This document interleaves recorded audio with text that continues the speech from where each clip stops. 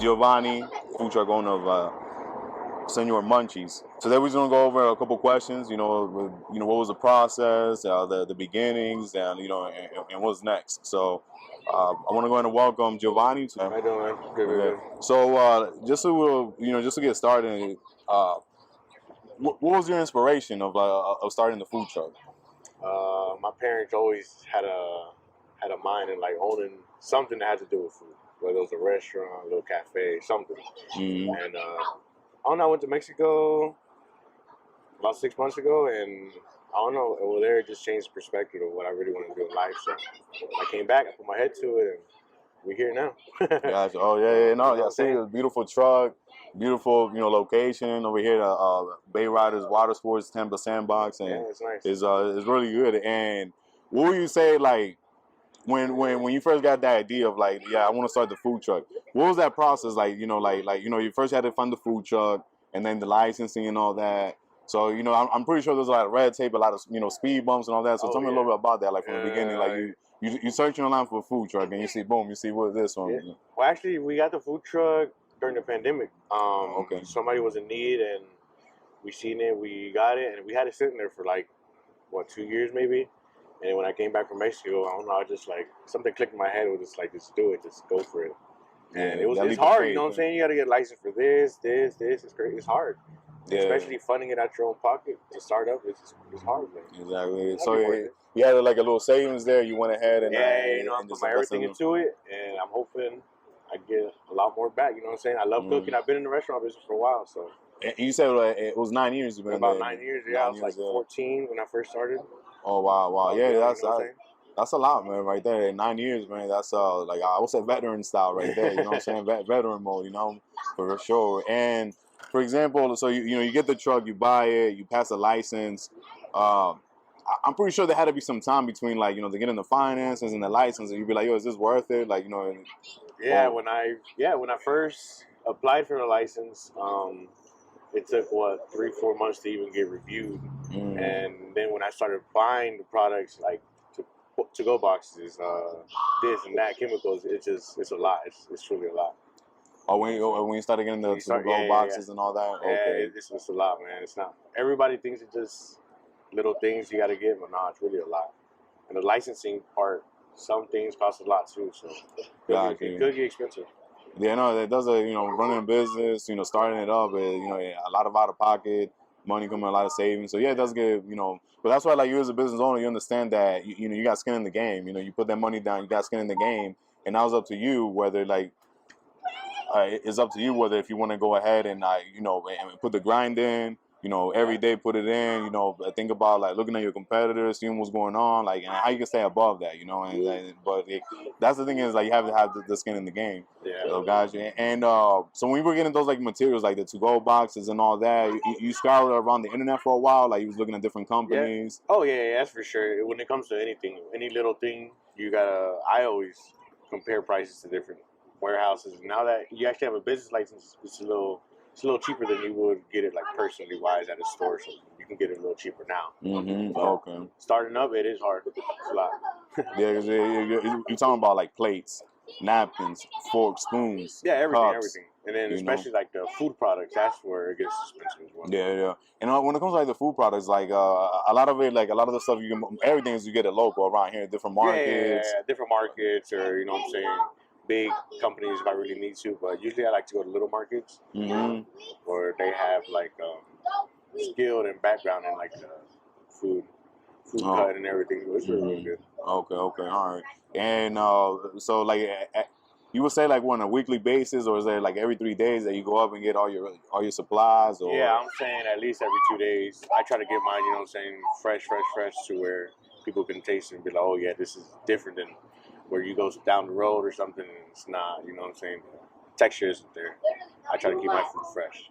Yeah, and then once you find that like that good cut, that good business, like you try to stick with that. You can't switch it up. And it's not good to so what I understand, it's not good to be going like shopping around a lot of time for your products, because then you want to go to a place where you know that they're gonna have that price consistently. You know what I'm saying? So like then when you're budgeting, you'd be like, hey, this is gonna be my budget for my materials. Because when you go around here, you go around there, a lot places got different prices. Yeah, So yeah, then yeah. at that point, your budget's out of hand, and you can't really operate. You got to know your numbers. You got to know what You gotta know. know your numbers. It can Exactly. get crazy though, because some prices too can go up. So like you can go 1 week and the price on this will be this much. You go to next week and it can go up, it can go down. It's just sometimes the food industry you just never know. Yeah. And right now, how do you keep up with that? Is it just like you keep tabs as you're going in, or is it like specific sites you might go to that might give you that kind of info, or it's just like when you go in and you transact and you just keeping tabs? Yeah, so I keep receipts and everything, but little by little as you start, finally getting to know people, and you make associations to where you don't have to go out and look for different people. They'll stay consistent, and if you stay consistent, it'll all work out. Okay. So that you just staying consistent, finding the right shops, and then once you find that one, but like just stick with them and building that relations with them as well. Exactly. Okay. And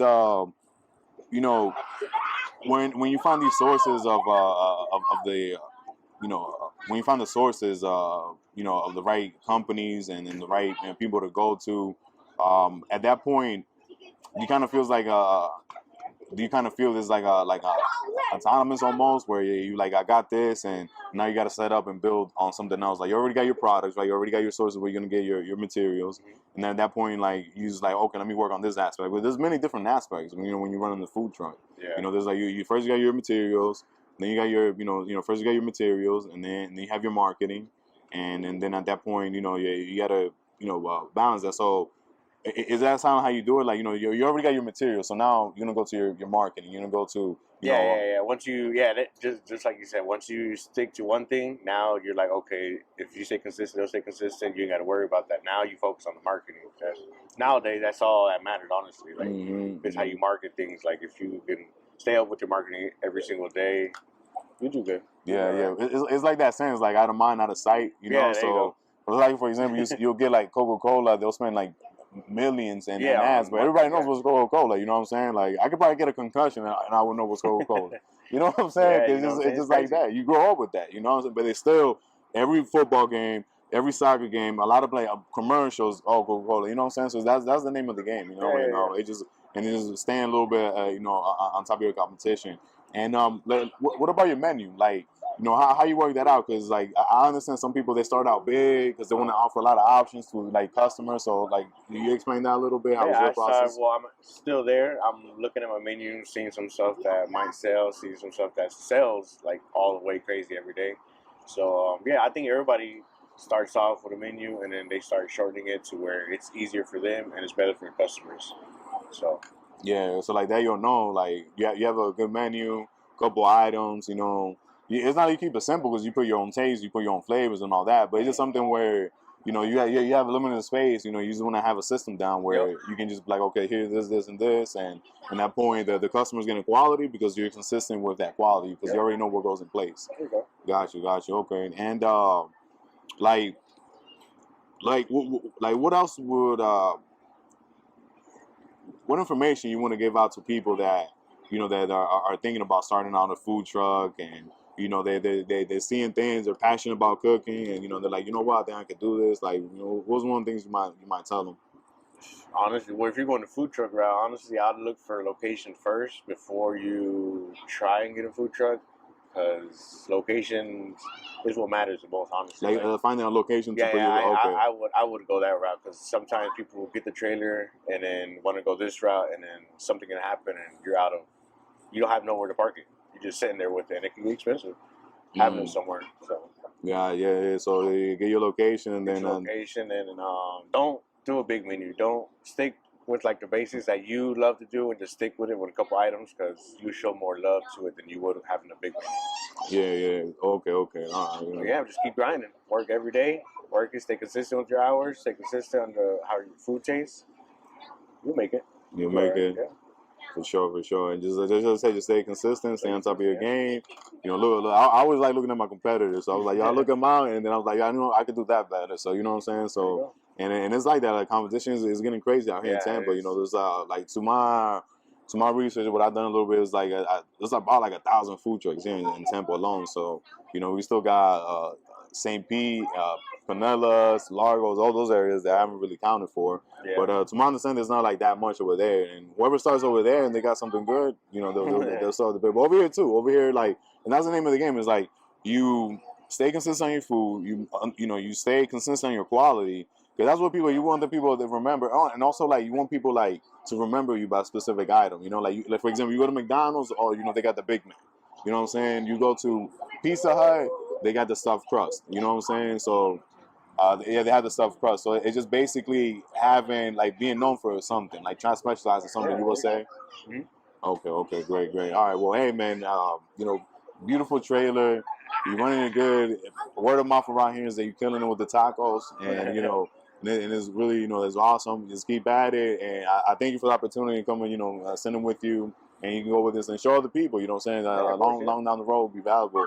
And I want to do this maybe, you know, again, and, you know, and just see the progress. You know what I'm saying? Like, you'll be like, oh, I remember I was at this point. You know where I'm at right now. And then we having different conversations and all that. We'll be like, yo, yeah, I'm opening a second truck or a third truck or whatever. You know what I'm saying? I'm hiring these people. Or, you know, so that's what, you know, we strive for there. Well, again, Giovanni, thank you again very much. And go ahead and check out Señor Munchies here at the Tampa Sandbox at Bay Riders Waters LLC. And, you know, just come out. Just play beautiful docks. There's big screen TVs, you know, fire pit. And you guys will check it out in the video. So make sure to check out Señor Munchies. And I'm saying, and what's your handle at Instagram? At Señor Munchies with 2 S's at the end. With 2 S's at the end? Okay, there you go. At Señor Munchies with 2 S's at the end. Make sure to follow him and pass by and get a taste of the delicious tacos. And again, just make sure to, don't forget to hit like and subscribe and just keep up, and we'll stay in tune with more updates. Thank you very much.